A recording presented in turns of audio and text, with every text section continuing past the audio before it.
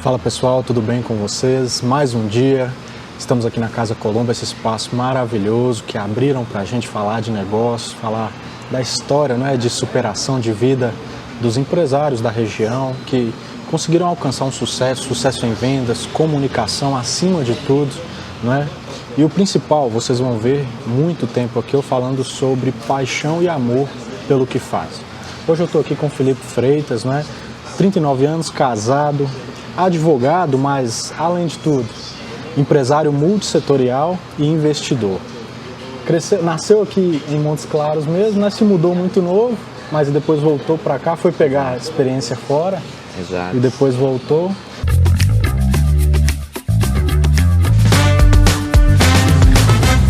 Mas aí, bom dia, meu amigo. Bom Como é que dia, você está? Estou maravilhoso. Prazer estar aqui batendo esse papo contigo e poder compartilhar um pouquinho da minha história, dos meus negócios.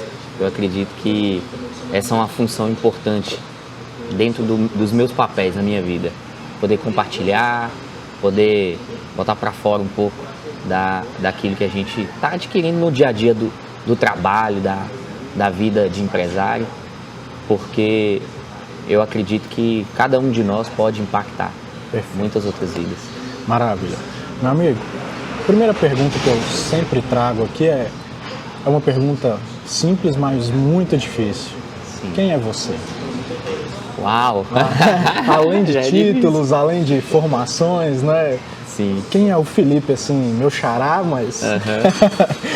Quem é o Felipe na raiz, assim? Cara, eu sou uma pessoa muito família. Meus valores familiares são muito fortes. Bacana. Eu gosto do cotidiano da casa. Eu sempre digo que depois que minha filha chegou, eu gosto até de ter que argumentar com ela diariamente para convencer ela a ir para a escola. Isso tem esse prazer. Isso para mim já é algo extraordinário. Vou anotar isso, depois nós vamos falar sobre isso. Tá. Pode continuar, meu amigo. E eu gosto do ambiente familiar, eu acredito que esse ambiente ele é poderoso o suficiente para formar o caráter do homem.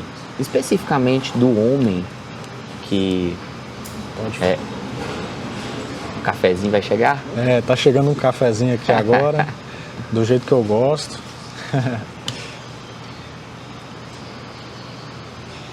Legal, legal. Muito bom.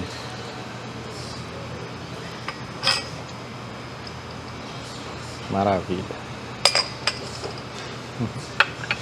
Do jeito que eu gosto. Eu gosto de exercer essa paciência. Já falei no primeiro vídeo. Olha... Eu gosto, que eu sou um cara bom, muito né? ansioso. Isso aqui é igual uma terapia. É verdade. Esse é um café com profundidade, ó. É isso. Tem que ter o tempo de amadurecimento, né? É isso mesmo. E aí eu dizia o seguinte, Felipe, que esse ambiente familiar ele é muito poderoso para nos formar, para nos formar para a vida, inclusive. Porque quando você sai da sua casa, você sai do seu lar, você é instado a ter muitos comportamentos, a tomar muitas decisões. E a gente usa o que como matéria-prima para tomar as decisões? Aquilo que a gente já viveu, nosso repertório pessoal, que é formado em sua maior parte no seio familiar. Perfeito. Então eu sou esse cara que gosta desse ambiente. Então lá na minha casa eu tenho meus espaços, eu tenho meu espaço de treinar, música que eu gosto, tenho minha biblioteca para ler, eu tenho os espaços para brincar com a minha filha, com minha esposa, para conversar. Isso acho que forma a maior parte de quem eu sou. Então eu sou esse cara. Uma pergunta profunda, com uma resposta profunda, né? Maravilha. Eu gosto. Meu amigo, bacana. E assim, você falou de raízes, da essência, não é? Que é isso que dá base para as decisões futuras. Então vamos falar de essência. Essência, perfeito. Você disse que, antes da gente começar tudo aqui, você disse que você se mudou muito novo, não é? Que sua família já tinha uma empresa, um negócio. Conta um pouco para mim sobre isso, eu quero saber mais. Ótimo. Minha família é daqui, né? Eu cresci aqui até meus 5 anos, depois moramos fora, moramos em Brasília. Meus pais, durante todo esse período, tanto fora de Montes Claros quanto depois que a gente voltou, eles tiveram empresas. Então, meu pai teve uma bomboniere e a gente ia para lá. Naquela época, eu tinha 8, 10 anos e a gente ia porque tinha uma loja de videogame do lado da bomboniere. Incentivo. Então, era a melhor coisa do mundo, porque era comer doce e jogar videogame. Mas quando eu já estava ali na minha adolescência, a partir dos 15 anos, minha mãe tinha uma empresa de embalagens, de papel e plástico, e aí eu comecei a trabalhar. Ali eu comecei a aprender o que é ter obrigações, responsabilidades, e o que é você ter o desafio de ser produtivo. Porque trabalhando em uma fábrica, né, o contexto é você produzir. Perfeito. Eu tinha que produzir a embalagem, produzir a sacola. E eu trabalhava na produção ali mesmo, no dobrar papel, no silcar a sacola. E tinha data, tinha prazo, tinha compromisso com o cliente.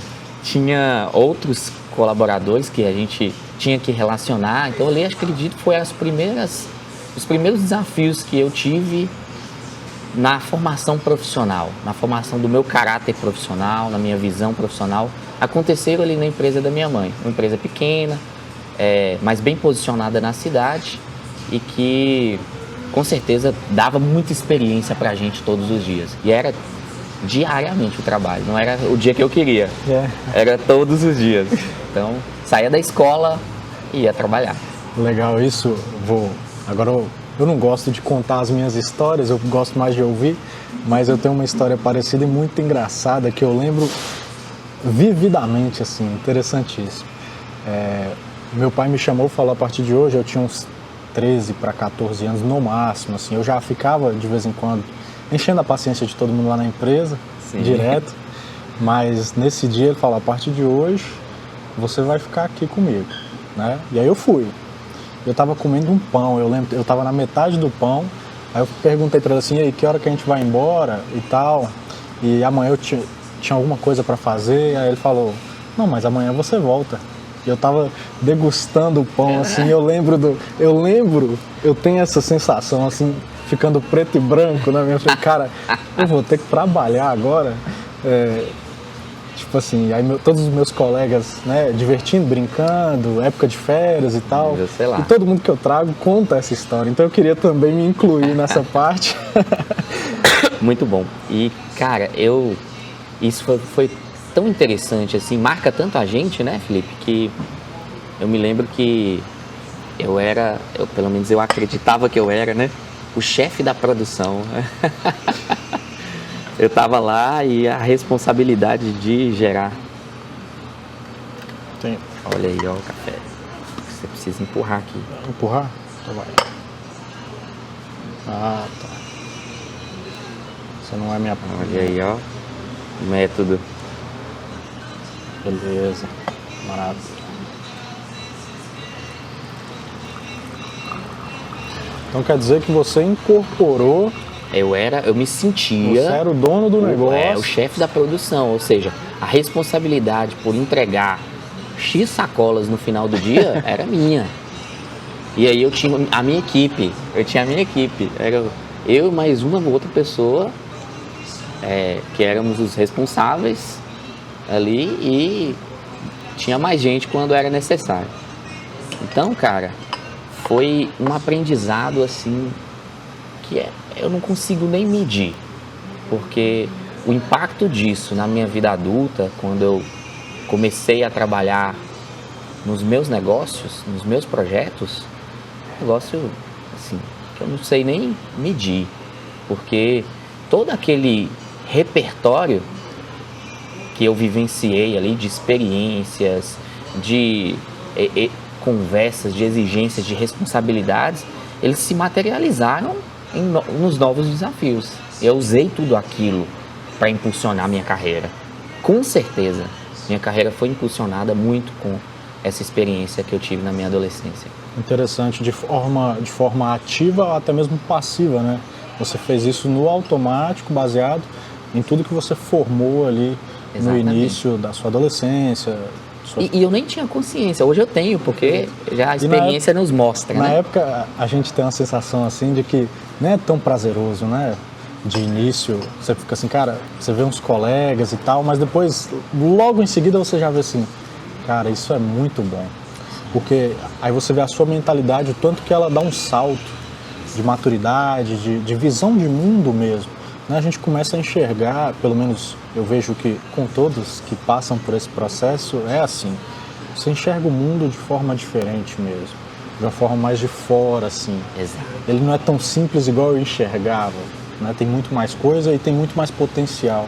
Perfeito. Me lembrei aqui, enquanto você dizia, que na nossa simplicidade daquela época, né, a empresa da minha mãe era uma microempresa e a gente estava, inclusive, debaixo da orientação do Sebrae. Tinha uma incubadora de empresas e a gente participava dessa incubadora. E ali eu tive a primeira oportunidade de conquistar algo. Né? Eu me lembro que teve uma época que tinha uma política na cidade. E aí eu peguei adesivos de político para fazer naquela época. As campanhas eram diferentes de hoje, né? As campanhas eleitorais. E eu comprei um carro, cara, com esse trabalho. E aí foi um trabalho independente que eu fazia extra horário. Fazia à noite. Eu ficava lá até 10 da noite fazendo os adesivos para entregar para os clientes e consegui comprar um carro maravilhoso, um Fusca 79. E, cara, foi a primeira conquista que eu tive, assim, maior na minha vida e foi muito relevante aquilo.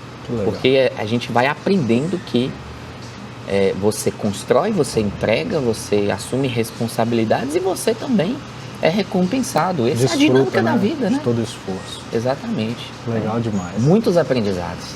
Bacana. E aí a gente falou da primeira fase do Felipe ali, o início. E depois, como é que... Eu vou encaixar aqui no que eu quero falar, mas eu quero escutar você primeiro. Como que você chegou e decidiu, eu quero ser advogado? Você já sentiu desde novo, eu tenho tino, eu tenho uma habilidade maior para lidar com tudo isso, carreira de advogado. Então a gente vê um pouco de argumentação, você tem que falar muito bem, tem que ter uma boa oratória, tem que saber vender, né?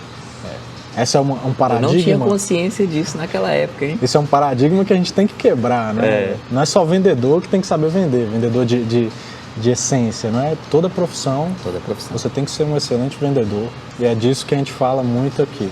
Mas como é que você chegou nessa consciência? Cara, isso aqui é pra mim. Eu sempre tive essa característica de ser mais conversador. Na escola eu agitava assim, a turma geral, assim, conversava muito, sempre tive muitos bons resultados na escola, então isso meio que amenizava um pouco o movimento que eu gerava na sala, das conversas paralelas e tudo mais. No momento de apresentação você não tremia? Não... Eu acredito que pelo que eu me lembro, assim, eu tremia, mas me saía muito melhor do que a média, vamos dizer assim. É isso aí. E o que aconteceu? Eu cresci com os meus pais falando de um meu irmão um dos meus irmãos ser médico, ou dentista, e eu ser advogado. E eu não sei se foi realmente uma decisão 100% consciente, sem essa influência, uma decisão minha, ou se eu realmente fui muito influenciado por essa expectativa. Perfeito. Mas fato é que eu não tinha nenhuma dúvida, quando eu cheguei na época de decidir, eu não tive nenhuma dúvida de qual era o curso que eu queria fazer. Ah, legal.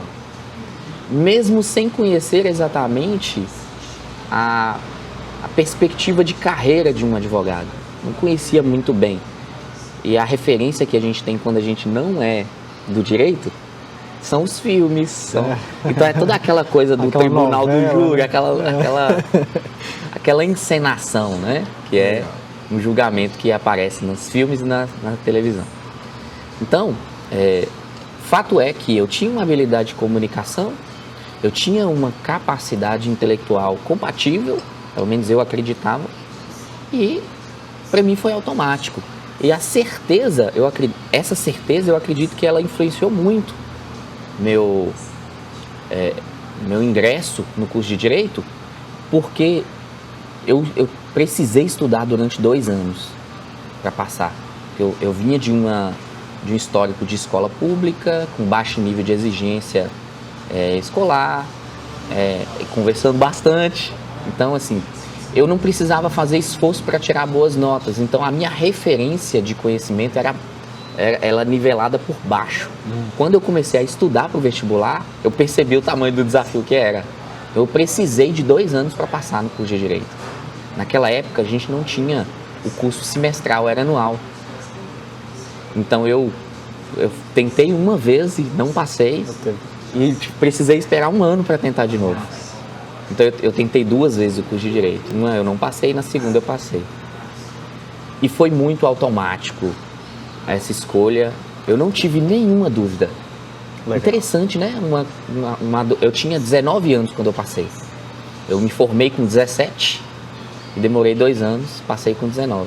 É interessante porque não é a grande maioria, a realidade da grande maioria é até entrar na faculdade, até chegar nos finalmente assim 80% do curso e não desistir porque é uma pessoa desistente, porque é uma pessoa que não quer nada da vida, não. É porque chega lá na frente, olha, não é isso que eu queria da vida. Eu não tenho certeza se isso é pra mim. Perfeito. Muita gente tem essa realidade, essa frustração pessoal, né?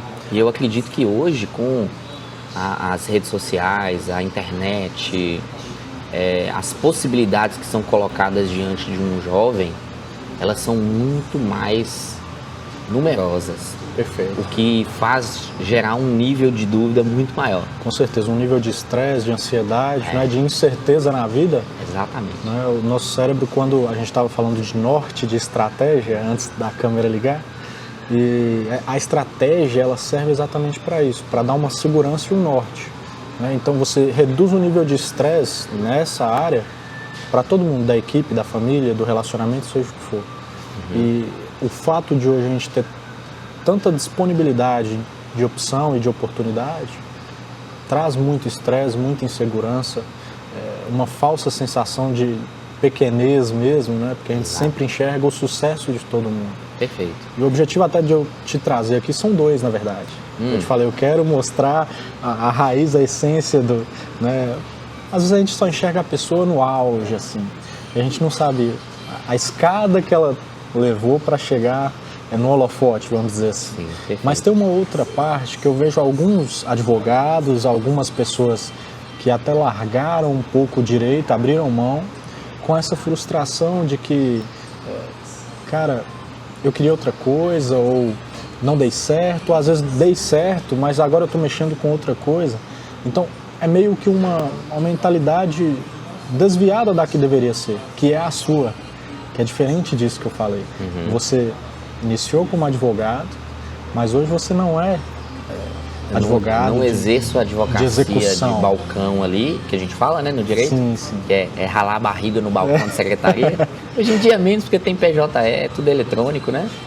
Mas o escritório continua e eu estou à frente e eu estou 100% envolvido na advocacia. Maravilha. Mas de uma perspectiva diferente da que eu tinha no início de carreira. É essa perspectiva que eu queria trazer. Como que você chegou, nós vamos discorrer mais disso depois, mas como que você chegou nesse nível de consciência? Eu não quero ser apenas, não que isso seja algo pequeno, mas apenas um advogado de balcão, como você disse. Eu quero algo diferente. Como é que você chegou nesse nível de percepção? Eu gosto de comentar a respeito da consciência da carreira em Y. Eu acredito que ela foi, esse conceito da carreira em Y, ele foi essencial. Em algum momento eu precisei encarar esse conceito, que é a ideia de que você começa uma carreira E normalmente essa carreira é vinculada à sua formação, né? No caso meu, direito. Comecei como advogado. E à medida em que a minha carreira, eu vou falar mais da perspectiva de carreira, porque a gente fica mais no âmbito pessoal, depois a gente fala dos negócios em si. À medida em que a minha carreira foi se desenvolvendo, eu precisei fazer uma escolha. E aí esse é um ponto de inflexão, usando aqui o Flávio Augusto, naquele livro dele, ponto de inflexão. Eu tive esse ponto de inflexão na minha vida, em que eu precisei decidir, eu vou continuar na carreira técnica ou eu vou para um caminho mais generalista, né? Que é essa carreira de liderança, de gestão. Mais estratégia, né? E essa é uma decisão que nem todos têm o privilégio de ter, porque às vezes ainda estão na luta para ter o sucesso na carreira, ou naquela nem tem primeira etapa. vocação para ter. Isso. Né? Não é um objetivo pessoal. Exatamente. E aí eu precisei tomar essa decisão, cara, de eu sair da carreira técnica, eu parei de atender os meus clientes e fui cuidar desse âmbito de liderança e gestão integralmente. É uma decisão fácil? Não. As pessoas, algumas pessoas pensam que é uma decisão natural que se toma, mas não é. É uma decisão que dói. Especialmente se você está fazendo algo que você gosta, que você ama. E eu amo algo o direito. Que é um pedaço seu, né? Parece que faz parte. É aquilo que te formou, que te levou até aquele justifica ponto. A sua existência profissional e prática de vida, né? No mundo de hoje a gente confunde muito nossa identidade pessoal com a carreira, né? Exato. Então, quem você é? O primeiro ímpeto de resposta é eu sou advogado. A gente fala da formação, né? Sim, exatamente. E assim, fechando esse parênteses aí, né? Porque na verdade a gente não é a nossa profissão, tanto é que a gente muda a profissão. Transiciona, né? A gente transiciona, mas essa é uma decisão que dói e eu chamo essa dor da dor do crescimento. Perfeito. Então, se você quer crescer, se você quer avançar na sua carreira, possivelmente, provavelmente, você vai precisar tomar decisões difíceis que vão doer, para você abraçar algo, você precisa soltar alguma coisa, né? E essa é uma questão que pouca gente fala. Você não consegue abraçar outra coisa se você não soltar a anterior. E soltar é antes. O soltar acontece antes. Entendeu? E por isso que dói, por isso que é difícil. E aconteceu isso comigo, Felipe. Envolve um emocional, mental e físico, tudo ao mesmo tempo, né? Imagina você tá no auge da sua carreira jurídica como advogado. Eu vivenciei aqui na cidade essa percepção das pessoas de que eu estava no auge da carreira como advogado previdenciário.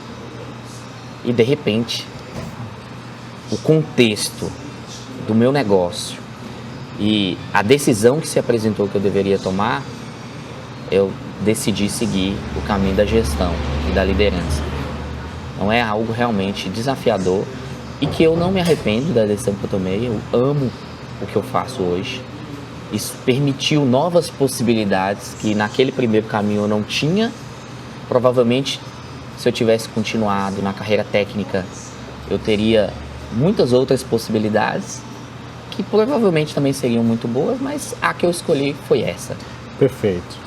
Vou anotar aqui um ponto muito interessante e vou voltar nessa questão que eu anotei quando você falou da sua filha.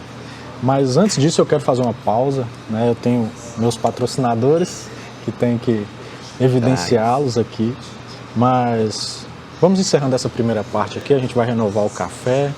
Muito obrigado por estar até aqui conosco e já já a gente volta. Voltamos aqui, dei um tempo para você tomar seu café, a gente também tomar mais um pouco aqui. E agora eu quero voltar num ponto muito interessante, assim, que me chamou a atenção lá no início, eu estou guardando aqui. Olha, desde o inicinho mesmo. Vamos lá. Você disse que você tem prazer em argumentar com a sua filha né, para ela poder ir para a escola, ou para ela fazer o que tem que ser feito, para direcionar essa disciplina para ela. Sim. E aí entra no ponto da essência do advogado. Por isso que eu fiquei perguntando. Olha, é verdade.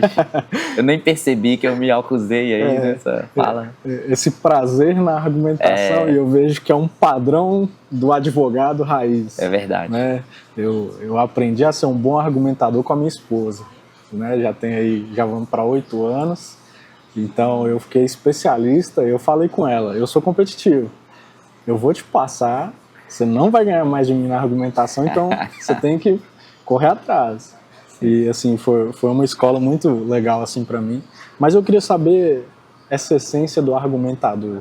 Você tem prazer. E eu vejo que isso é um ponto diferencial na vida de um empresário, de uma empresária, vendedor, vendedora, seja o que for de sucesso, cara.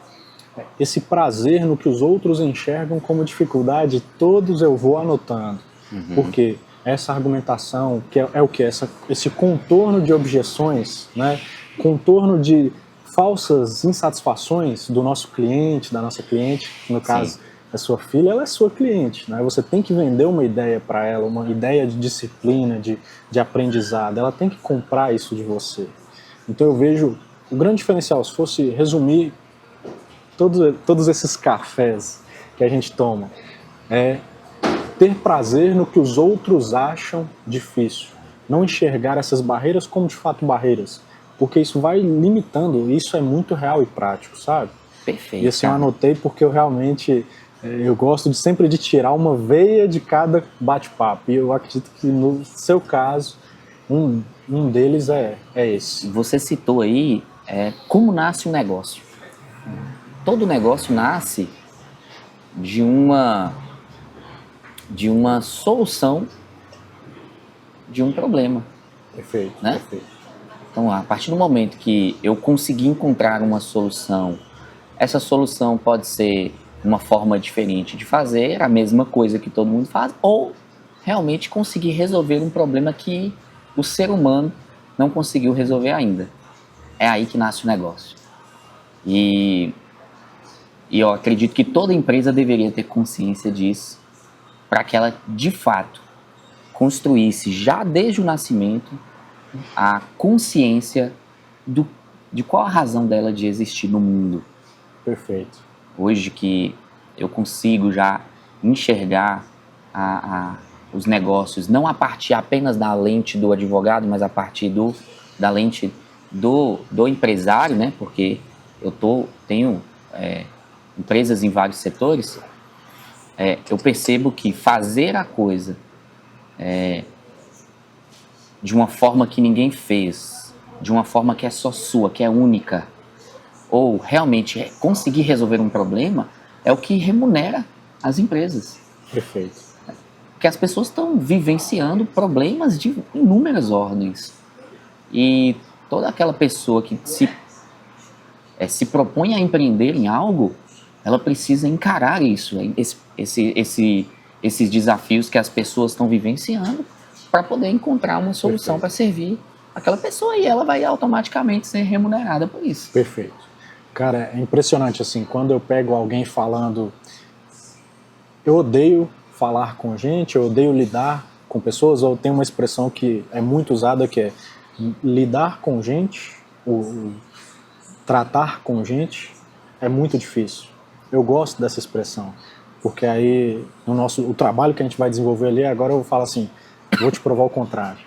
Né? Porque é esse limitador mesmo, essa barreira, como eu falei aqui antes das barreiras, é o que impede a pessoa de avançar, de ter a escala do seu negócio mesmo, porque no final das contas tudo é feito de pessoas. Né? Tudo é feito de pessoas. E se eu não sei lidar com pessoas, se eu tenho dificuldade em trazer essa argumentação, de trazer essa conscientização, eu não vou ter um time bem sucedido, né, um time de vendas. Eu não estou nem falando, tranquilo, eu não estou nem falando do cliente lá fora, não. Eu estou falando daqui de dentro, do meu time. Da construção do time, né? Exato. Dos meus primeiros clientes, né? Que é quem está dentro da minha casa, aí depois a gente sai, é para quem está no meu negócio. Às vezes eu nem tenho um negócio ainda, é para quem está no meu escritório. Se eu não consigo lidar ou entender a dor, a essência, a raiz, os valores daquela pessoa e trabalhar a minha comunicação de acordo, como que agora eu quero lidar com pessoas estranhas, pessoas com outros valores, outras histórias, culturas e por aí vai. Então, e na nossa formação profissional e como seres humanos também, com filhos, né, e tudo, como cidadãos, nós não temos nenhum tipo de esforço ou de conhecimento que é passado para preparar as pessoas para viverem em sociedade, né? Perfeito. E isso, na verdade, deveria ser o básico da vivência em sociedade, que Com é certeza. se conhecer, conhecer o outro. Entender o que move as pessoas, o que faz as Perfeito. pessoas se comportarem de tal forma, Isso para aí. que a gente consiga se conectar. Não é só se comunicar, é se conectar com os outros. Legal. Né? Quando a gente fala de todo esse pacote, que a gente vem falando de conexão, de comunicação, de se conhecer principalmente, esse autoconhecimento, ele reflete no conhecimento do outro, né? Que quando a gente consegue olhar para dentro de nós mesmos, nossas dificuldades, nossos pontos fracos, fortes, a gente começa a entender um pouco do outro. Isso é natural. Essa evolução ela é natural. E isso a gente está falando toda a base da construção da inteligência emocional. Né? Perfeito. E não estou fazendo uma crítica ao sistema de ensino, nada. Mas é muito bem isso que você falou. Eu acredito assim, todo mundo sabe disso, mas a gente foca muito no QI, não é? Na inteligência técnica mesmo, assim, competências técnicas. E aí já tem vários jargões e tudo que é muito falado, que a pessoa ela é contratada pelas competências técnicas e demitida pelas competências comportamentais. Isso a gente já está cansado bem de ouvir. Comum, de ouvir. Isso é a realidade de todo empresário. Mas isso eu acredito muito e eu invisto muito nessa formação tardia, né? É o meu trabalho, mas realmente essa formação de base ela é muito importante. E eu vejo muito... Vou abrir um parênteses para a gente falar de educação, que eu acho que também é um tema totalmente relevante para a vida profissional. Com certeza. Né? Então, pensando em educação, primeiro, acho que uma coisa que a gente tem que a gente pode colocar e que eu aplico na minha vida, vou falar da minha perspectiva pessoal, tá? O que você disse aí, que é o aprendizado pela vida inteira, né? Que é eu não posso limitar a minha educação ao período da escola, ao período da formação técnica, porque aquilo ali é só uma parte. Perfeito. Né? É como se nós fôssemos um avião que quer voar com uma asa só. Né? O conhecimento técnico é uma asa do avião. Perfeito. A outra asa são essas outras competências. É você ter uma percepção adequada sobre gestão financeira, sobre gestão emocional, sobre gestão de pessoas. Então, todos esses elementos sobre produtividade. Então, veja, você pode ser o melhor técnico do mundo, mas se você não tem esses outros pontos, você é um profissional que voa com uma asa só, que voa capenga, né? Então, o conceito que o pessoal fala, que eu gosto, tem até livros sobre isso, é o lifelong learning, né?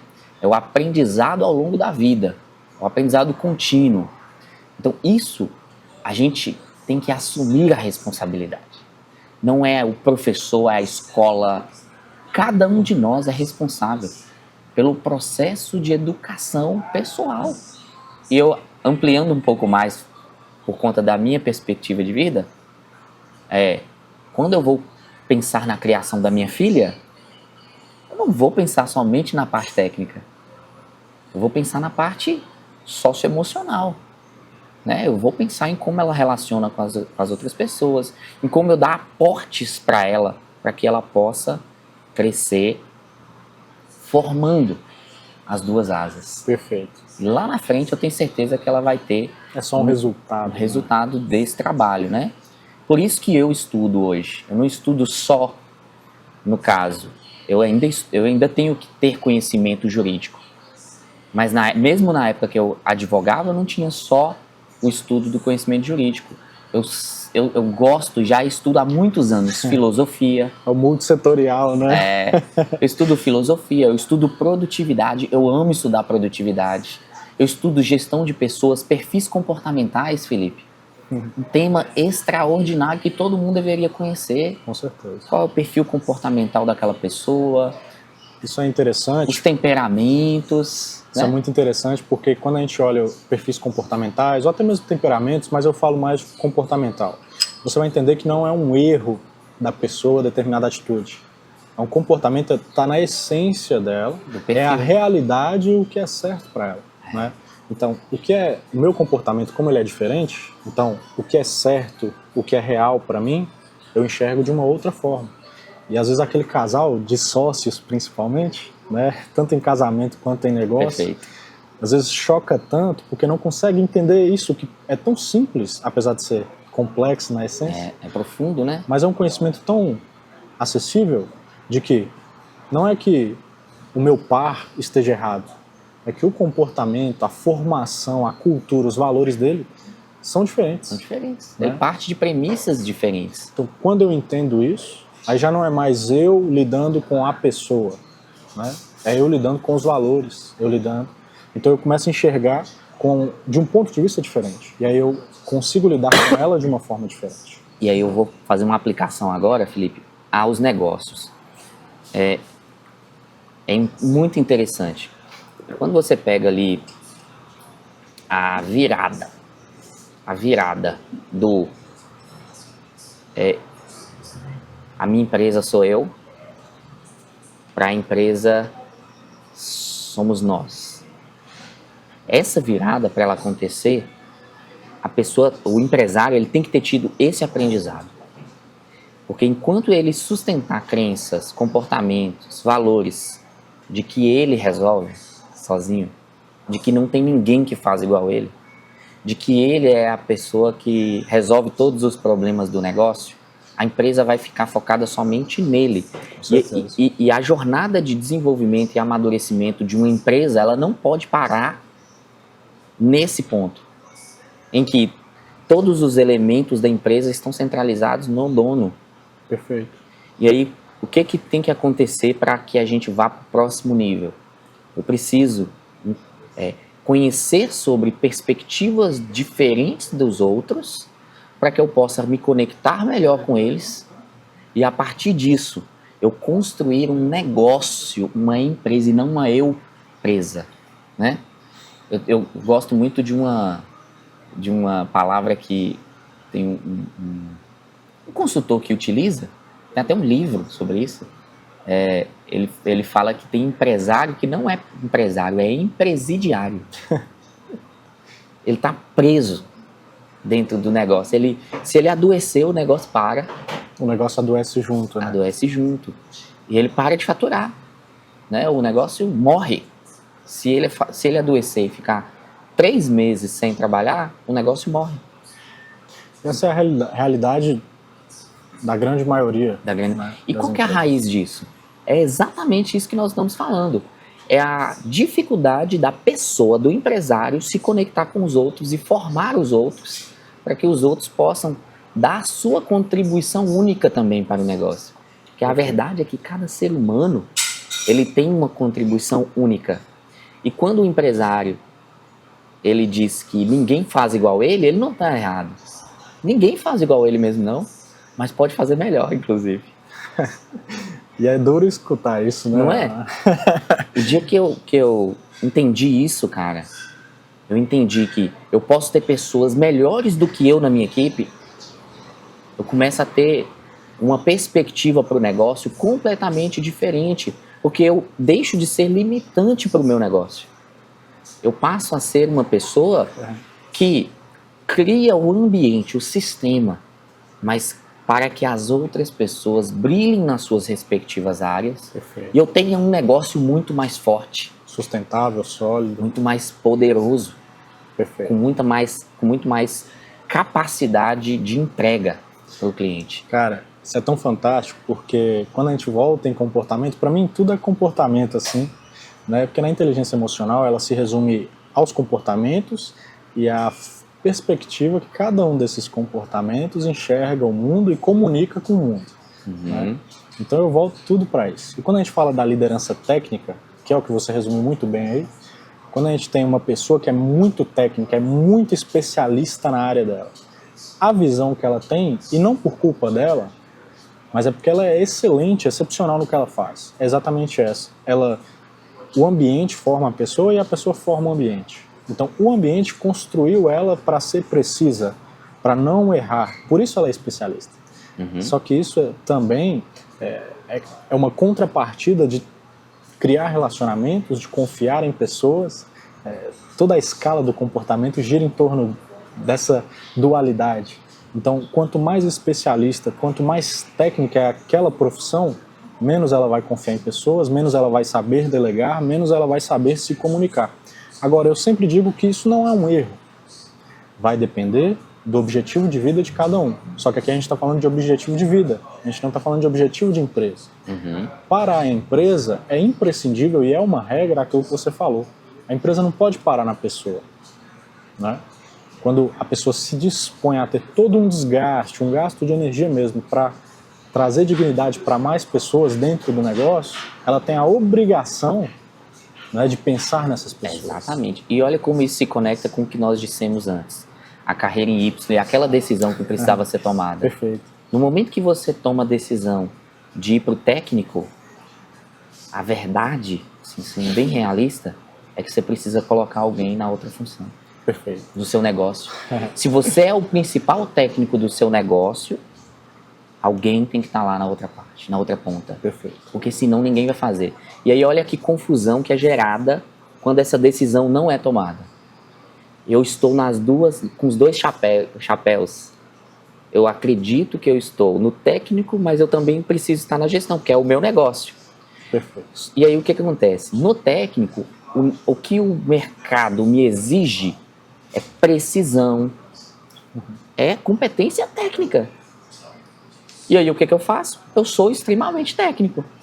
Só que o negócio, ele entrega técnica, mas ele, para se organizar, ele precisa da outra função. Se eu não tenho ninguém na outra função, e eu tento assumir esse chapéu, esse papel, eu preciso ter uma habilidade gigantesca para fazer uma virada de chave na minha mente.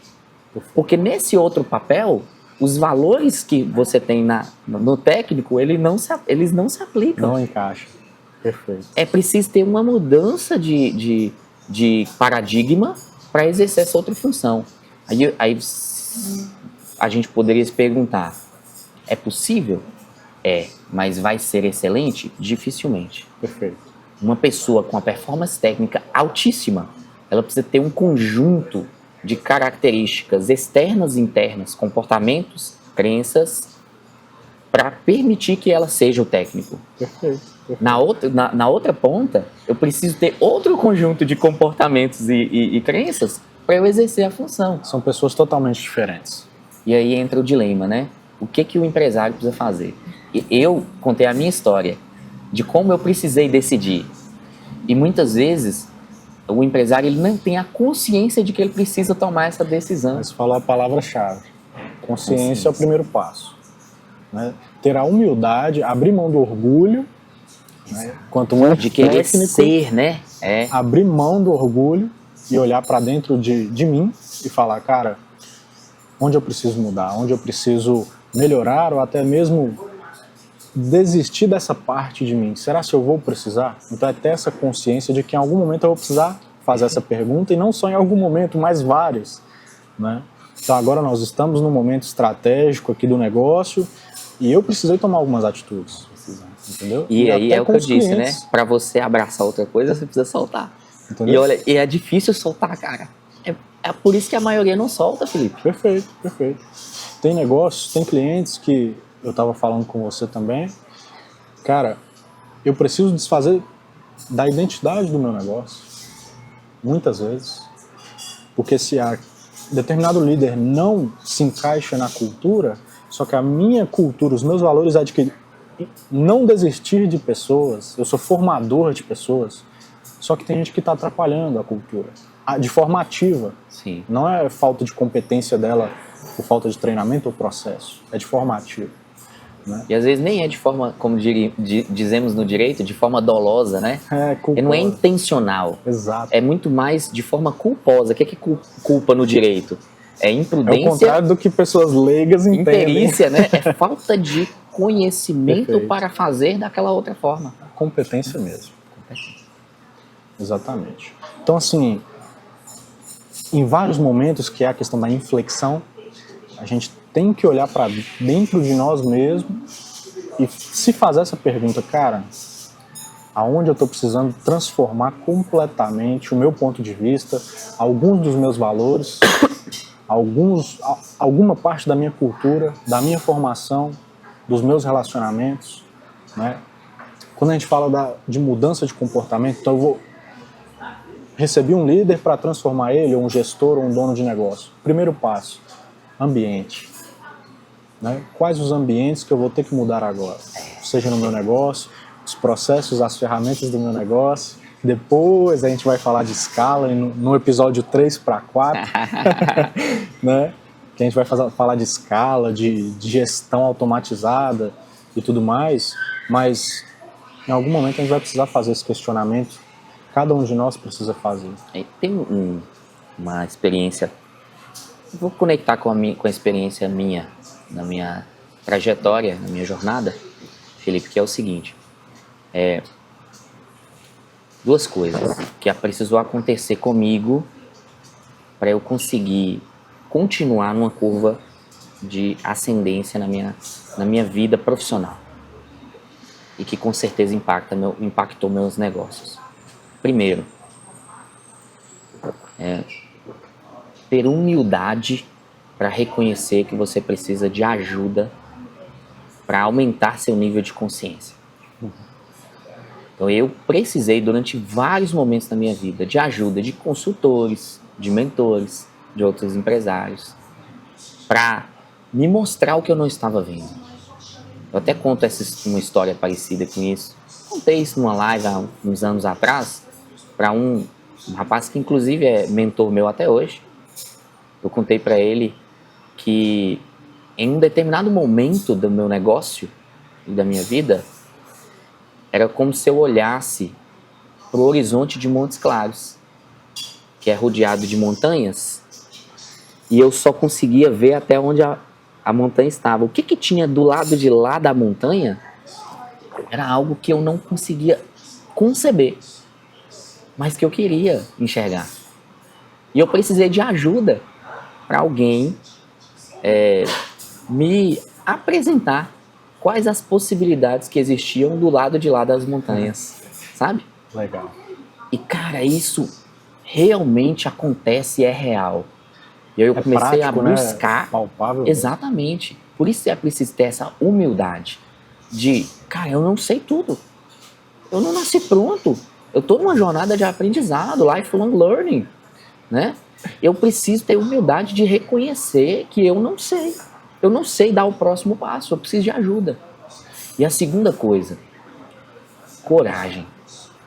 Cara, como isso é claro para mim hoje, que não era no início da minha carreira. Sem coragem, nós não vamos daqui na esquina, Felipe. Nós não conseguimos avançar nas principais questões da nossa vida. Todos os pontos de inflexão, voltando a essa expressão de novo, eles vão exigir um nível de coragem acima da média. Porque são as decisões que mudam o jogo da nossa vida. Perfeito. E ali você vai ser instado. É ali que a gente sente medo. Sabe, o medo que paralisa a pessoa? É nesse ponto. É ali que você precisa encontrar um caminho interior que vai se materializar na sua atitude e na sua decisão, um caminho interior para encontrar coragem. Perfeito. E aí percorrer esse caminho, fazer o que é necessário para encontrar esse tesouro que nós temos dentro de nós. Isso é um tesouro que está dentro da gente. Com certeza. E aí quando eu encontro qual é a caverna interior em que esse tesouro, esse baú está escondido, e eu vou lá e resgato e trago para o meu nível de consciência e começam a fazer isso ser realidade nas minhas decisões, no meu comportamento, Você traz pra eu prática. mudo o jogo da minha vida, cara. Eu mudo o jogo da minha empresa, eu mudo o jogo da minha vida pessoal, eu mudo o jogo do meu casamento. Tudo se transforma. Porque são as decisões que constroem nosso resultado. Essa é a verdade. Não existe resultado sem decisão. Perfeito. Tem, só para acrescentar mais profundidade aqui, Pra gente fechar com mais chave de ouro ainda. eu aprendi também e tomei consciência disso ao longo da minha vida profissional. Existe um processo que as pessoas não têm consciência. Eu falo porque eu trabalho com líderes. Eu dou mentoria para líder de negócio. E que toda empresa que tem uma estratégia montada, ela aplica isso na prática. Mas muitas vezes não tem consciência do que é. A gente precisa aprender a separar decisão de execução. Todas as vezes que para mim tudo é uma coisa só, eu me torno uma pessoa extremamente